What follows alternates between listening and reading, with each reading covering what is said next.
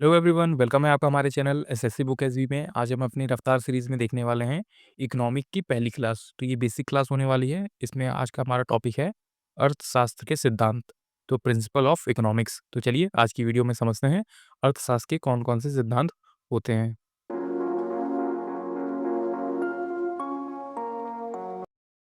तो आइए दोस्तों समझते हैं अर्थशास्त्र के मूल सिद्धांत कौन-कौन से होते हैं। तो इसमें आप भी देखेंगे कि अर्थशास्त्र क्या है। तो सबसे पहले हम ये समझेंगे कि अर्थशास्त्र क्या है, इकोनॉमिक्स क्या है। तो अर्थशास्त्र एक सामाजिक विज्ञान है जो वस्तुओं एवं सेवाओं के उत्पादन, वितरण और उपभोग का विश्लेषण करते हैं। तो आप समझ गए होंगे कि अर्थशास्त्र एक सामाजिक विज्ञान है जो वस्तुओं एवं सेवाओं के उत्पादन, उनके वितरण और उपभोग का विश्लेषण करते हैं। दूसरे शब्दों में यह एक अनुशासनात्मक विज्ञान है जो इस बात से संबंधित है कि व्यक्ति खरीदारी करते समय क्या विकल्प चुनते हैं और उन्हें कैसे एवं क्यों चुनते हैं। तो आप इसे समझ गए होंगे अर्थशास्त्र क्या है। ये एक तरह का एक सामाजिक विज्ञान है जो वस्तुओं के उत्पादन, उनके वितरण और उपभोग का संबंध रूप से विश्लेषण करते हैं। और ये दूसरे शब्दों में एक तरह का ऐसा विज्ञान है जो इस बात से संबंधित है कि व्यक्ति खरीदारी करते समय किस बातों का ध्यान रखते हैं और क्यों वो सामान खरीदते हैं। आइए आगे समझते हैं। अर्थशास्त्र उपयोगिता की विद्या है। उपयोगिता के अंतर्गत लोगों की प्राथमिकता प्राथमिकता मतलब जो उनकी पसंद है, वस्तुओं से मिलने वाली संतुष्टि, वस्तुओं को लोगों द्वारा प्रदत्त महत्व आदि आते हैं, इच्छाएँ अनंत हैं। और इसके साथ ही यह भी सत्य है कि एक ही वस्तु की अधिकाधिक मात्रा मिलने पर लोगों उससे क्रमशः न्यून से न्यूनतम लाभ या संतुष्टि मिलती है। जैसे आपके पास एक ही तरह के बहुत सारे सामान हो, तो वो सामान आपके लिए बहुत ज़्यादा इम्पोर्टेंट नहीं रखेगा। तो इसी तरह से आप समझ सकते हैं कि जो चीज़ें कम हैं और जो पसंद हमारी ज़्यादा है, वो चीज़ हम लेते हैं तो हमें संतुष्टि मिलती है। और अगर हम एक ही जैसे बहुत सारी चीज़ें ले लेंगे, तो उनका जो मिलने वाला लाभ है या फिर उससे जो मिलने वाली संतुष्टि है, वो न्यून हो जाएगी, मतलब बहुत कम हो जाएगी। आइए समझते हैं अर्थशास्त्र के कुछ प्रमुख नि नियम जो हैं किस तरह से काम करते हैं। तो संसाधनों की कमी का नियम, तो संसाधनों की कमी का नियम, स्कैरसिटी ऑफ रिसोर्सेस। फिर है माँग और पूर्ति का नियम, law of demand and supply. फिर है हास्यमान उपयोगिता का नियम, लॉ ऑफ डिमिनिशिंग यूटिलिटीज़। फिर है श्रम विभाजन का नियम, डिवीज़न ऑफ लेबर। फिर है स्पर्धात्मक लाभ का नियम, लॉ ऑफ कॉम्पिटिटिव एडवांटेज, जो कि व्यापार सदा ही परस्पर लाभकारी होता है। आर्थिक स्वतंत्रता का सिद्धांत, तो आर्थिक स्वतंत्रता से ही सर्वाधिक संपन्नता मिल सकती है। तो ये कुछ तरह जो है अर्थशास्त्र के इकोनॉमिक्स के नियम है। आइए समझते हैं अर्थशास्त्र के सिद्धांत और इसके कुछ इंपॉर्टेंट क्वेश्चन जो प्रीवियस ईयर एग्जाम्स में पूछे गए थे। और इसमें आता है हमारा पहला क्वेश्चन जो कि है the journal theory of employment, interest and money 1936। तो जैसे the journal theory of employment, interest and money 1936 नामक जो पुस्तक है वो किस अर्थशास्त्री द्वारा लिखित है। तो ये जो पुस्तक है, ये पुस्तक का नाम है, ये किस इकोनॉमिस्ट के द्वारा लिखी गई है। तो आपका इसमें राइट आंसर हो जाएगा जॉन मेनार्ड किन्स के द्वारा ये लिखा गया है। तो आप इसे याद रखेंगे, ऑप्शन नंबर सी इसमें आपका राइट आंसर हो जाएगा। The general theory of employment, interest and money नामक पुस्तक जो है वो 1936 में जॉन मेनार्ड किन्स के द्वारा लिखी गई थी, जिसका केंद्रीय विषय यह था कि रोजगार का स्तर श्रम की कीमत से नहीं है बल्कि कुल मांग के स्तर पर निर्धारित होता है। तो आप इसे अच्छे से याद रखेंगे। इसका जो महत्व है वो क्या कहता है कि जो रोजगार का स्तर है वो श्रम की कीमत से नहीं बल्कि कुल मांग के स्तर से निर्धारित होता है। आगे बढ़ते हैं। अगला क्वेश्चन आता है हमारा। तो नेक्स्ट क्वेश्चन है, ऐसा कोई भी समाज निश्चित रूप से समृद्ध और खुशहाल नहीं हो सकता जिसके सदस्यों का काफी बड़ा हिस्सा गरीब और दयनीय स्थिति में हो। ये कथन किसने कहा था? तो ये कथन किसका है? तो ये एडम स्मिथ का कथन है। आपका इसमें राइट आंसर हो जाएगा ऑप्शन नंबर ए। तो एडम स्मिथ ने क्या कहा था? जैसे कि आप नीचे देखें कि एडम स्मिथ एक ब्रिटिश नीतिवेत्ता, दार्शनिक और राजनीतिक अर्थशास्त्री थे। इन्हें आधुनिक अर्थशास्त्री का जनक कहा जाता है। इनका प्रसिद्ध कथन है, ऐसा कोई भी समाज निश्चित रूप से समृद्ध और खुशहाल नहीं हो सकता जिसके सदस्यों का काफी बड़ा हिस्सा गरीब और दयनीय स्थिति में हो। इनकी सबसे प्रसिद्ध पुस्तक द वेल्थ ऑफ नेशन है। तो आप इसे याद रखेंगे। ये कथन एडम स्मिथ ने कहा था और इनकी सबसे प्रसिद्ध पुस्तक कौन सी है? जो है द वेल्थ ऑफ नेशन। ये इनकी सबसे फेमस बुक है। आगे बढ़ते हैं। अगला क्वेश्चन आता है हमारा, इनमें से कौन सी सामग्री सामग्री आवश्यक एमआरपी एक आउटपुट है? इनमें से कौन-सा सामग्री आवश्यक एमआरपी का आउटपुट है? इसका राइट आंसर हो जाएगा नियोजित आदेश अनुसूची। ऑप्शन नंबर बी आप देख रहे हैं, इसका एकदम राइट आंसर हो जाएगा नियोजित आदेश अनुसूची, क्योंकि एमआरपी का एक आउटपुट है। आगे बढ़ते हैं। अगला क्वेश्चन आता है हमारा, जो कि है खाद्य पदार्थ, वस्त्र जैसे उत्पादित एवं मनोरंजन जैसी सेवाओं को उनके अंतिम उपभोक्ता द्वारा खरीदे जाने पर डैश कहा जाता है। तो क्या कहा जाता है? उपभोग वस्तुएं कहा जाती हैं। तो ऑप्शन नंबर सी आपका इसमें राइट आंसर हो जाएगा कि खाद्य पदार्थ, वस्त्र जैसे उत्पाद एवं मनोरंजन जैसी सेवाओं से उनके अंतिम उपभोक्ताओं द्वारा खरीदे जाने वाले चीज़ों को क्या कहा जाता है? तो उपभोग वस्तुएं कहा जाती हैं। ऑप्शन नंबर सी इसमें आपका जो है राइट आंसर हो जाएगा। आगे बढ़ते हैं। इसमें आप देखेंगे अगला क्वेश्चन आता है हमारा, जो कि है किसी वस्तु या सेवा के मूल्य पर सरकार द्वारा लगाई गई ऊपरी सीमा को डैश कहा जाता है। तो ऊपरी सीमा को क्या कहा जाता है? अंतिम सीमा मूल्य कहा जाता है। ऑप्शन नंबर सी इसमें आपका राइट आंसर हो जाएगा। तो किसी वस्तु या सेवा के मूल्य पर सरकार द्वारा लगाई गई ऊपरी मांग या फिर ऊपरी सीमा जो है अंतिम सीमा मूल्य कहलाती है।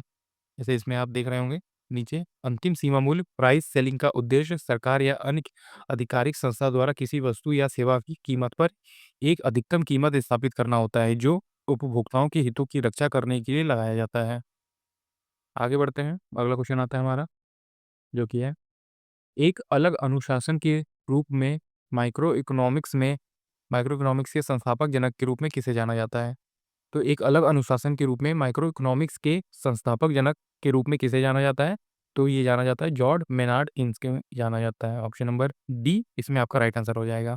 आप याद रखेंगे कि समष्टि अर्थशास्त्र मतलब मैक्रो इकोनॉमिक्स का एक अलग शाखा के रूप में उद्भव ब्रिटिश अर्थशास्त्री जॉर्ज मेनार्ड कीन्स द्वारा प्रसिद्ध पुस्तक the general theory of employment, interest and money 1936 में प्रकाशित होने के बाद हुआ। इसलिए कीन्स को समष्टि अर्थशास्त्र मतलब मैक्रो इकोनॉमिक्स संस्थापक के जनक के रूप में जाना जाता है। ये काफ़ी क्वेश्चन इंपॉर्टेंट है आपके लिए, आप इसे याद रखें कि जो है मैक्रो इकोनॉमिक्स के जनक किसे जाने जाते हैं? जॉन मेनार्ड कीन्स को जाना जाता है। आगे बढ़ते हैं। अगला क्वेश्चन आता है हमारा, उपभोक्ता द्वारा स्वेच्छा से किसी वस्तु के लिए भुगतान करना और उसके द्वारा भुगतान किए गए वास्तविक मूल्य के अंतर को डैश कहते हैं। तो क्या कहते हैं? उपभोक्ता अधिशेष कहते हैं। तो आप इसे याद रखेंगे, उपभोक्ता अधिशेष कहते हैं।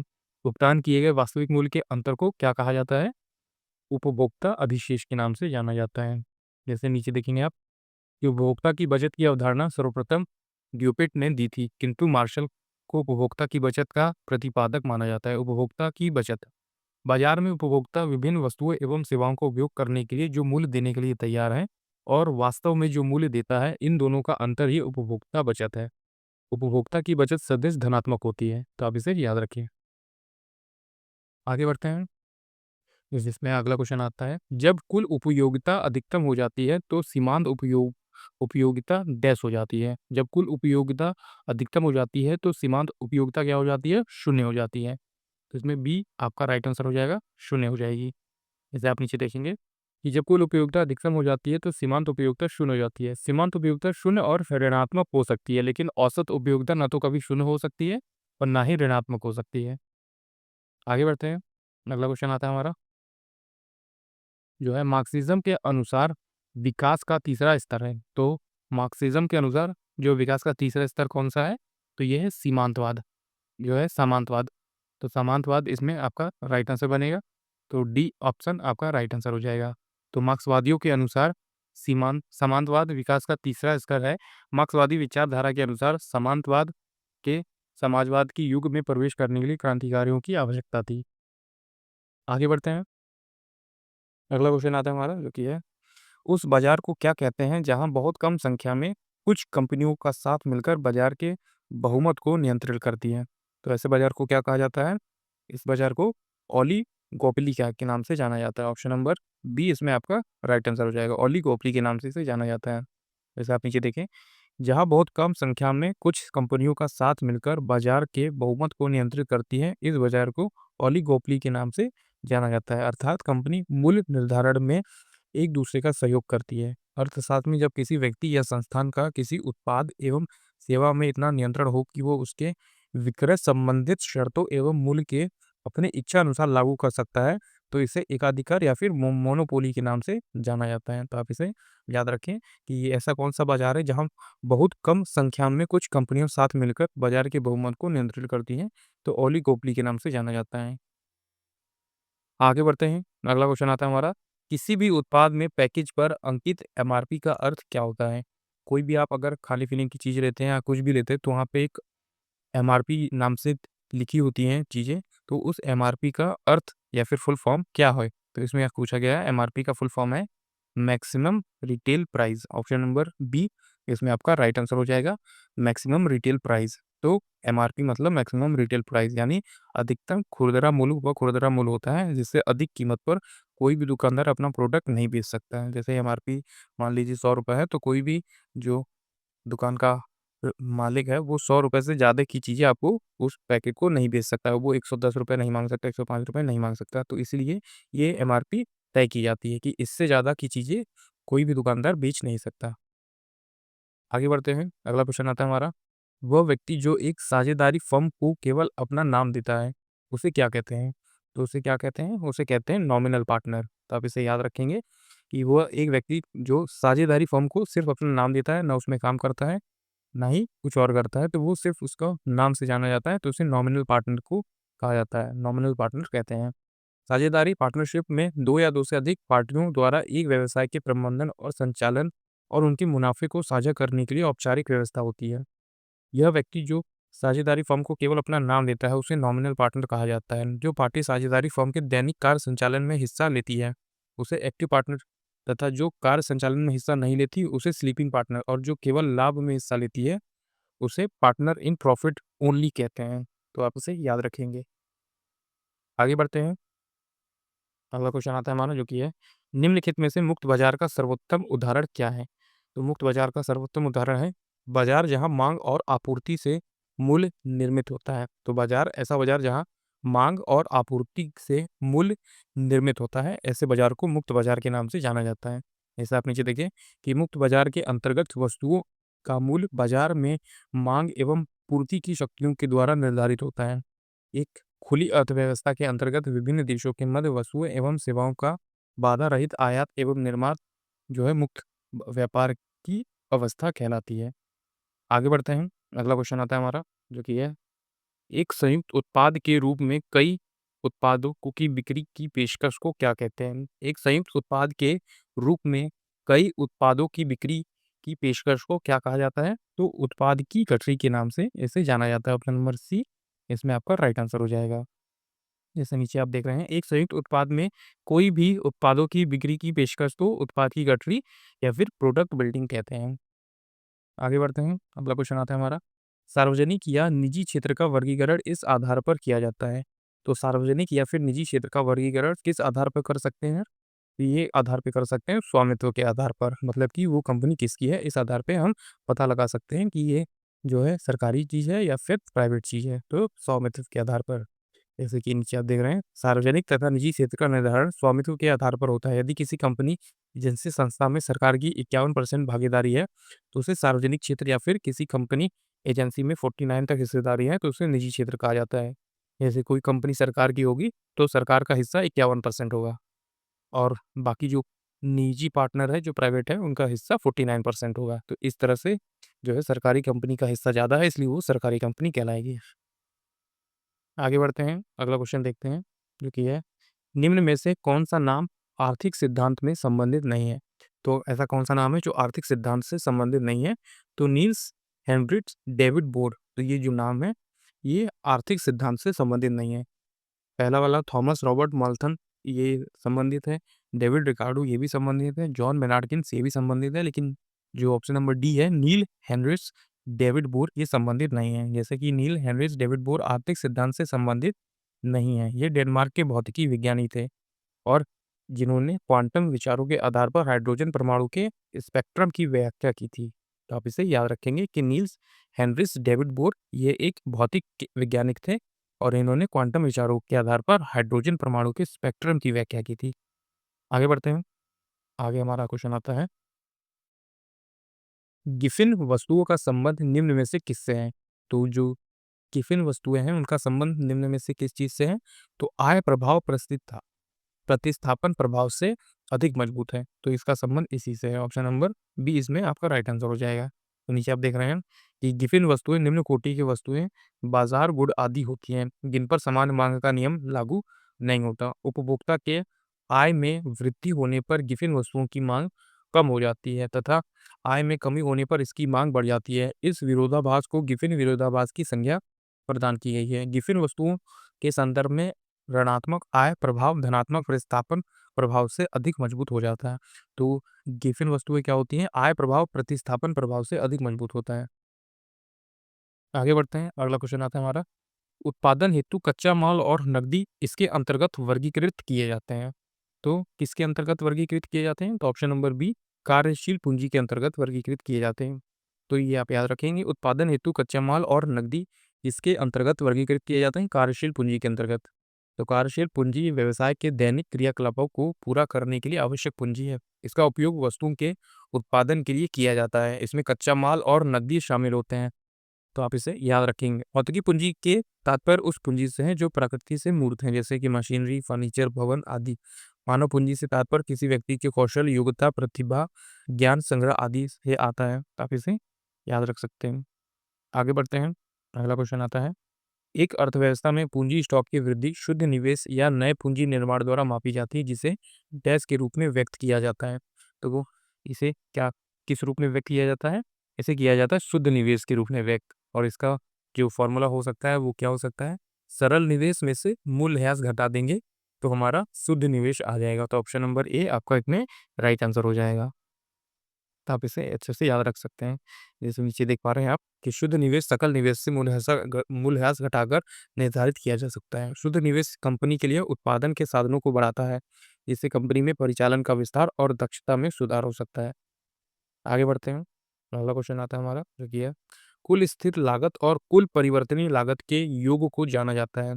जो कुल स्थिर लागत है और कुल परिवर्तनीय लागत है, उस योग को किस नाम से जाना जाता है? तो उसे जाना जाता है कुल लागत के रूप में इसे जाना जाता है। ऑप्शन नंबर बी इसमें आपका राइट आंसर हो जाएगा। जैसे आप नीचे देख पा रहे हैं कि कुल स्थिर लागत, एक फर्म जिस स्तर लागतों वहन करती है उसे कुल स्थिर लागत कहते हैं। और कुल परिवर्ती लागत क्या होती है? इसके अनुसार लागत जो एक फर्म केवल परिवर्ती आगतों के उपयोग करने के लिए वहन करती है, कुल परिवर्ती लागत की है। कुल लागत बराबर है कुल स्थिर लागत प्लस कुल परिवर्ती लागत की। आगे बढ़ते हैं।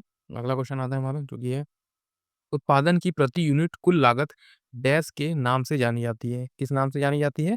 औसत लागत के नाम से जानी जाती है। तो आप इसे याद रखेंगे कि उत्पादन की प्रति यूनिट कुल लागत को औसत लागत के नाम से जाना जाता है।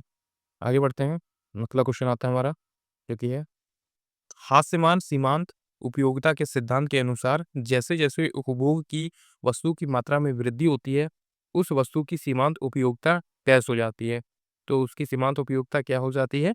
तो हास्यित हो जाती है, मतलब कि कम हो जाती है। तो आप इसे याद रखेंगे।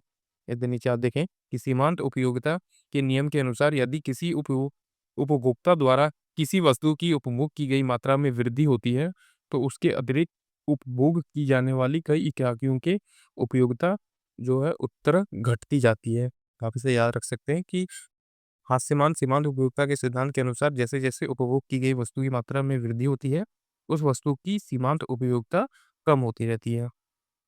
तो ये था दोस्तों आज का हमारा कंप्लीट वीडियो, जिसमें मैंने कुछ इंपॉर्टेंट इकोनॉमिक्स के बारे में और अर्थशास्त्र के बारे में, उनके सिद्धांत और किस तरह से इकोनॉमिक्स में कुछ चीज़ें इंपॉर्टेंट टर्म है वो आते हैं, एग्ज़ाम्स में पूछे जाते हैं। और इसी तरह की और सारी वीडियोज़ के लिए आप हमारे चैनल एसएससी बुक एचबी को ज़रूर सब्सक्राइब कर सकते हैं। अगर दोस्तों आपको हमारी ये वीडियो पसंद आई, तो हमारी इस वीडियो पे आप ज़रूर एक लाइक कर सकते हैं। हम ऐसे ही यूज़फुल वीडियो लेके आते रहेंगे, जो आपके एग्ज़ाम टाइम में काफ़ी हेल्प करेगी। तब तक पढ़ते रहिए और हमेशा अपने लक्ष्य की तरफ आगे बढ़ते रहिए।